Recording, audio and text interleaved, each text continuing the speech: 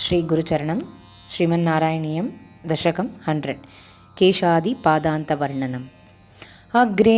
పశ్యామి తేజో నిమిడతరకలా యావళీ లోభనీయం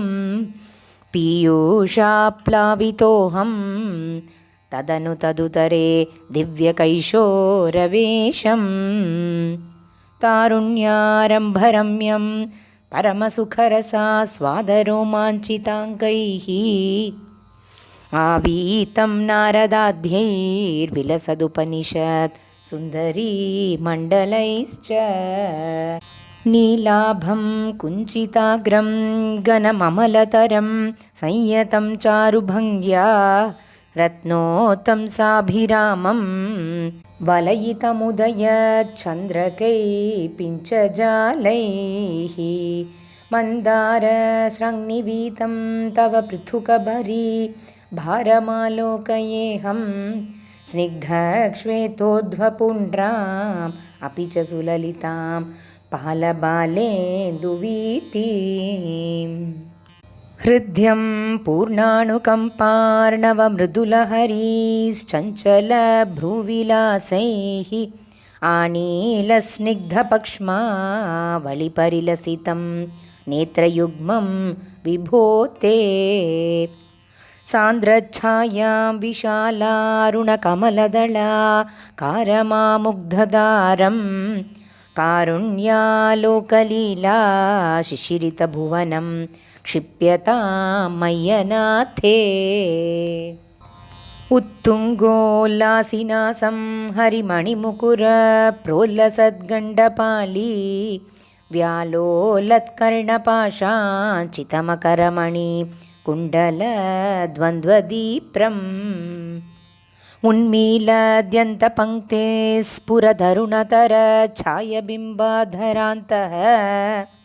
प्रीतिप्रस्यन्दिमन्दस्मितमधुरतरं वक्त्रमुद्भासतां मे बाहुद्वन्द्वेन रत्नोज्ज्वलवलयभृता शोणपाणिप्रवालेन उपात्थां वेणुनालीं प्रसृतनखमयूखाङ्गुली सङ्गसारां कृत्वा वक्त्रारविन्दे सुमधुरविकसद्रागमुद्भाव्यमानैः शब्दब्रह्मामृतैस्त्वं शिशिरितभुवनैः सिञ्च मे कर्णवीतीम् उत्सर्पत्कौस्तुभश्रीततिभिररुणितं कोमलं कण्ठदेशं वक्षश्रीवत्सरम्यं तरलतरसमोद्धिप्रहारप्रतानं नानावर्णप्रसूनावलिकिसलयिनीं वन्यमालां विलोलत् लोलम्बां लम्बमानां मुरसि तव तथा भावये रत्नमालाम् अङ्गे पञ्चाङ्गरागैरतिशयविकसत्सौरभाकृष्टलोकं लीनानेकत्रिलोकी विततिमपि कृशां बिभ्रतं मध्यवल्लीं शक्राश्मन्यस्ततप्तोज्ज्वलकनकनिभं पीतचेलं दधानं ध्यायामोद्दीप्तरश्मिस्फुटमणिरशना किङ्किणीमण्डितं त्वाम् ऊरु चारु तवोरु घनमसृणिरुचौ चित्तचौरौ रमायाः विश्वक्षोभं विशङ्ख्य ध्रुवमणिशमुभौ पीतचेलावृताङ्गौ आनम्राणां पुरस्तान्यसनधृतसमस्तार्थपालीसमुद्गत् छायं जानुद्वयं च क्रमपृतुलमनोज्ञे च जङ्घे निषेवे मञ्जीरं मञ्जुनादैरिव पदभजनं श्रेययित्यालपन्तं पादाग्रं भ्रान्तिमज्जत् प्रणतजनमनो मन्दरोद्धारकूर्मम् उत्तुङ्गा ताम्रराजन्नखर हिमकर ज्योत्स्नया चाश्रितानां सन्तापध्वान्तहन्त्रीं ततिमनुकलये मङ्गलामङ्गुलीनां योगीन्द्राणां त्वदङ्गेष्वधिकसुमधुरं मुक्तिभाजां निवासो भक्तानां कामवर्षद्युतरुकिसलयं नाथ ते पादमूलम् नित्यं चित्तस्थितं मे पवनपुरपते कृष्णा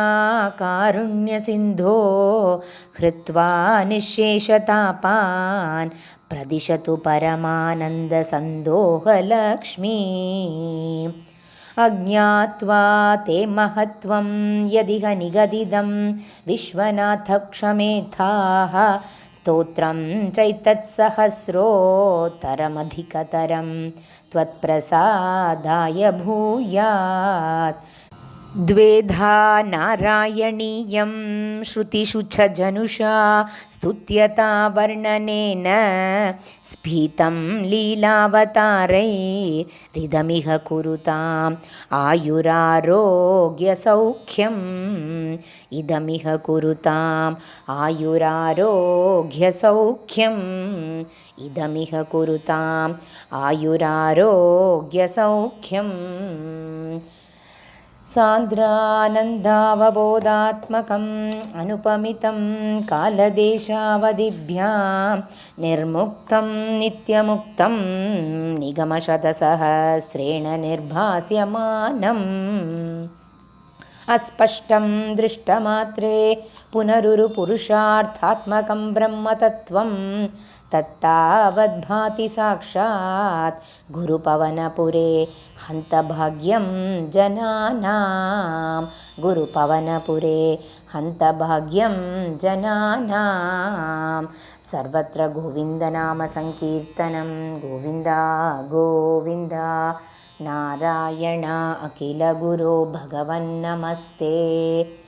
श्रीमन्नारायणीयं दशका 100 समाप्तम्। सर्वं कृष्णार्पणमस्तु। हरिः ओम्।